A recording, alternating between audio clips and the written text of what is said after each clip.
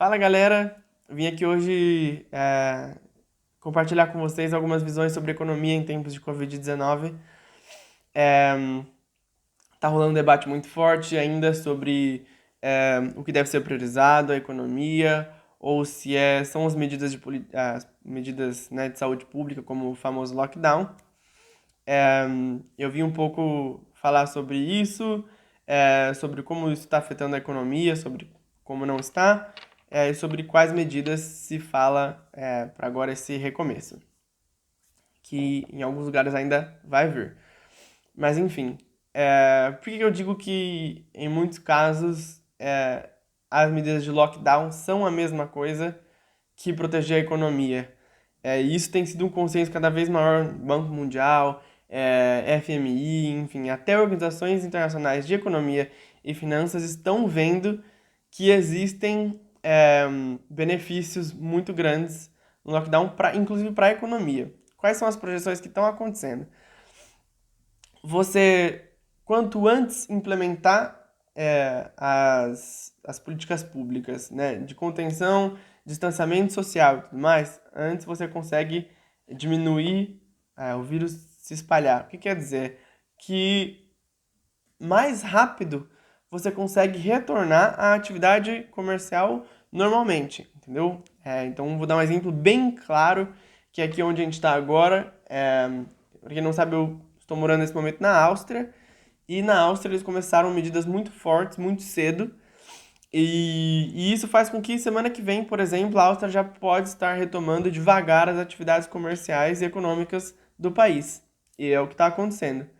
É, então, isso mostra em termos práticos que não necessariamente o lockdown é ruim para a economia a longo prazo. A curto prazo é óbvio que é ruim. Só que o que acontece? Se você deixa a pandemia se espalhar e não fecha no curto prazo, no longo prazo, isso afeta muito mais a economia. Numa forma global. Todas as pessoas que vão sair do trabalho por estarem doentes, todas as pessoas que vão sair por estarem mortas, porque é uma epidemia que mata muita gente. E isso incorre custos para a proteção social, para, enfim, para a saúde pública. A própria saúde pública fica emperrada, você não pode mais atender ninguém que tem outros problemas, porque todos os hospitais já estão cheios de pessoas que estão com o problema da pandemia, né, que é o coronavírus. Mas enfim, isso eu já falei num vídeo antigo. Agora eu vou falar um pouco sobre como isso está afetando a economia. Então, eu quero comparar um pouquinho essa crise com a crise de 2008, que foi uma crise financeira enorme. Qual a diferença do tipo de impacto que gera na economia? Então, o primeiro impacto que teve na economia a partir da pandemia do coronavírus foi uma primeira onda que foi financeira, que foi o pessoal que investe na bolsa, todas as organizações que investem na bolsa, as pessoas que investem na bolsa, tirando o dinheiro da bolsa, vendendo suas ações de empresas por preços baixos, para tirar esse dinheiro para pôr em lugares mais seguros, aplicações seguras ou simplesmente guardar no banco e falar não vou mexer daqui, porque pelo menos aqui eu não perco dinheiro. Então essa foi a primeira onda. Isso fez com que todos os mercados no mundo inteiro tivessem uma queda gigantesca no preço das ações. E isso foi o primeiro impacto que foi puramente financeiro, que é o susto. Agora, o impacto maior da pandemia na economia, de forma geral, ele é um impacto estrutural. Ele é um impacto que ele impede os países e as pessoas de produzirem, porque elas estão em suas casas, elas têm que ficar em suas casas, as coisas mudam, a dinâmica muda. Então, assim, numa época de pandemia como essa, muitas empresas optam por deixarem as pessoas ficarem em casa, não justamente porque elas têm medo de se contagiar. Você não pode forçar um trabalhador a ir trabalhar, e ele acabar se contaminando numa condição como essa. Segundo, vem a responsabilidade. As pessoas têm que ficar em casa nesse momento por uma questão de saúde pública, para não contaminar outras pessoas, para isso não virar um problema maior ainda. Enfim. E como que isso afeta a produção? Isso afeta a produção na base. Os trabalhadores não podem ir trabalhar, os comércios estão fechados. Faz uma espiral negativa de que as pessoas não podem trabalhar, elas não produzem, as empresas mandam embora as pessoas, as outras pessoas compram menos e compram menos porque o próprio comércio está fechado. Então essas pequenas lojas quebram, as pessoas também não têm dinheiro para comprar em outras lojas, outros tipos de coisas. Então esses outros lugares também vem o seu faturamento cair. Então, é um impacto que vem de baixo para cima, né? As pessoas não podem comprar, as pessoas não podem produzir, e isso vai afetando. Isso é um impacto de longo prazo dessa pandemia. Agora, qual que é a diferença essencial disso com a crise de 2008? Então, só lembrar rapidinho como é que foi a crise de 2008. A crise de 2008 foi uma crise puramente financeira, porque desenvolveram-se derivados financeiros que são, já vou explicar, mas que baseavam os seus preços em empréstimos no mercado imobiliário dos Estados Unidos. Nos Estados Unidos, durante os anos 2000 por aí, instituições financeiras começaram a emprestar muito dinheiro para gente sem emprego, sem fonte de renda, sem imóveis, sem nada. As pessoas começaram a comprar muitas casas no mercado imobiliário e tudo mais. A partir dessas dívidas, as empresas financeiras passaram para outras empresas, passaram para outros bancos e criaram-se derivados financeiros na bolsa em que as pessoas podiam comprar essas ações que eram baseadas nesses empréstimos. E, enfim, é uma questão de escadinha que algum dia talvez eu possa explicar melhor para vocês. Mas o que tem que ter em mente era uma pirâmide inversa. Aqui estavam os empréstimos do mercado imobiliário nos Estados Unidos, e em cima disso construiu-se um monte de derivados financeiros e de ativos que vocês poderiam comprar no mercado financeiro, e todos baseados no preço desses empréstimos. Enfim, quando as pessoas que não tinham emprego, não tinham fonte de renda, não tinham casa, nada, começaram a deixar de pagar esses empréstimos, toda a cadeia financeira e de ações e de ativos financeiros que era baseado nisso desmoronou.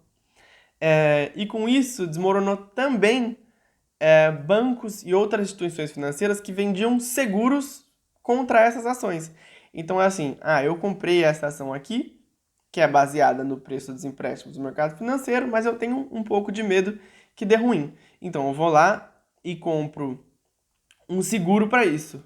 Para se der ruim, eles me pagam. O que acontece quando todas as ações ao mesmo tempo desmoronam? O seguro, as instituições oferecendo esses seguros também quebram. Porque o que você espera quando você fornece um seguro de carro, por exemplo, é que uma pessoa bata num dia, outra pessoa bata no outro. Entendeu? Você não espera que todos os carros da cidade inteira ou da sociedade inteira batam ao mesmo tempo.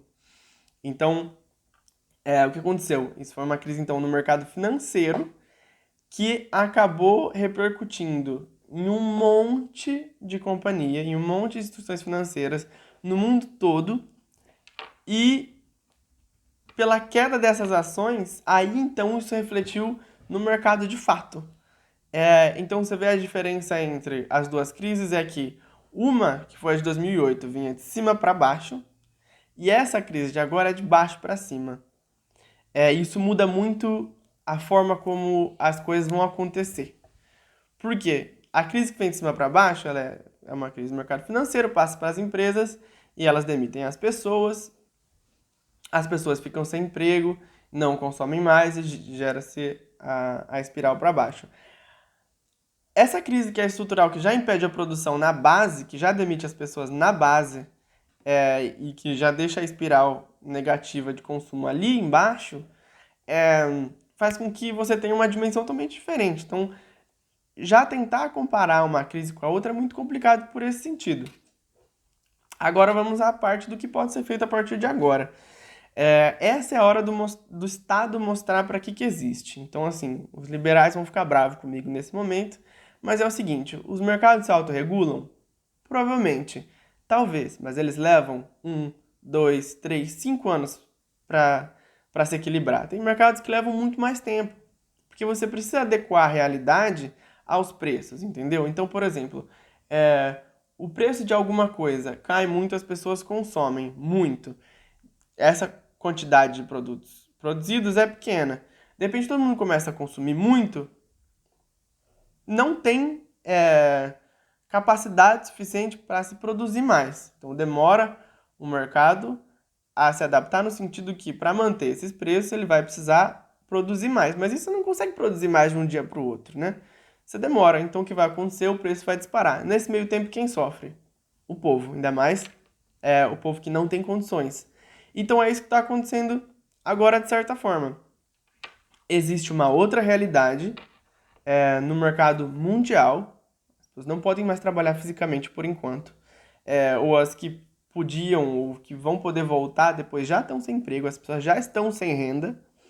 É, Isso complica muito a situação das famílias que não podem consumir e, e as pessoas dependem disso para sobreviver. Então você não pode falar assim, mas o mercado vai se regular.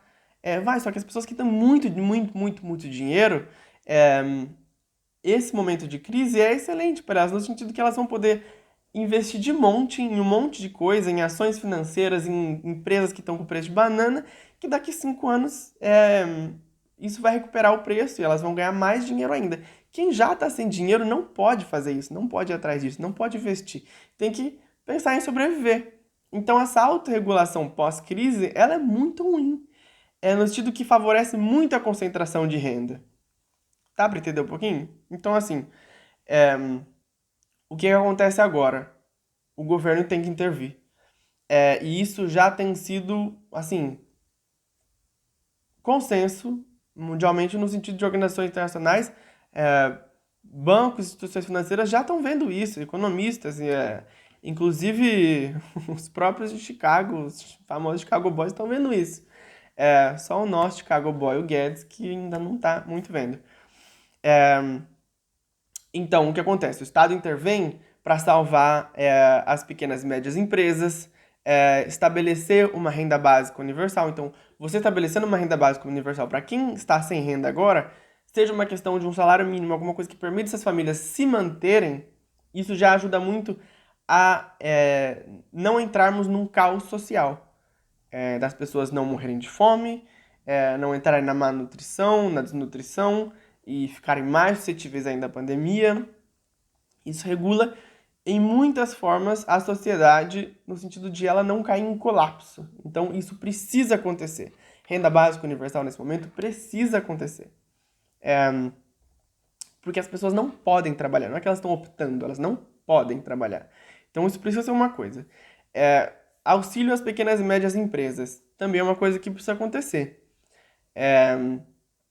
Você precisa ajudar essas empresas a pagarem suas contas durante o tempo que elas se mantiverem produtivas, que vai ser coisa de 1, 2, 3 meses, para elas não quebrarem, não precisar mandar todo mundo embora, para depois. O que acontece? Todas as pequenas e médias empresas quebram agora. Lá no futuro, quando a gente for passar a terminar o coronavírus e a gente for tentar se reerguer, não vai ter nada na base que permita. Vai precisar criar outras novas empresas do começo, começar pequeno e crescendo aos poucos, entendeu? Já não vão ter as estruturas que já existiam, elas vão ser totalmente eliminadas. Então isso precisa existir também. E isso vai fazer com que a economia continue rodando. Essas pessoas que têm uma renda básica vão poder continuar consumindo. As pequenas e médias empresas que vão continuar vivas lá depois vão poder retomar a atividade, sem contar que elas podendo pagar suas contas, vão pagar funcionários. O pagamento de funcionários vai também para a renda familiar, que vai poder se manter. Então, assim, isso tudo é para evitar uma espiral para baixo, na qual ninguém tem dinheiro, ninguém compra. Se ninguém compra, ninguém dá dinheiro para ninguém, ninguém tem dinheiro, ninguém compra e as coisas vão quebrando e as pessoas vão ficando desesperadas por não terem um sustento. Então, esse vídeo todo é para dizer o quê? Cobrem o Estado. O Estado tem as condições. Cobrem o Brasil. Cobrem o governo brasileiro nesse momento, entendeu? Crise não é um momento de tentar manter as contas bonitinhas, de tentar agradar necessariamente o investidor. É uma hora de tentar não entrar num colapso social inteiro. Então, de novo, cobrem seus governantes, cobrem seus representantes políticos para que cobrem os governos. Este é o momento.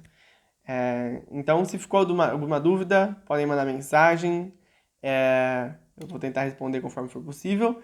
E se você gostou desse vídeo, clique em se inscrever, por favor, curtir e compartilhe com quem você quiser, que serei muito grato. Valeu, até a próxima.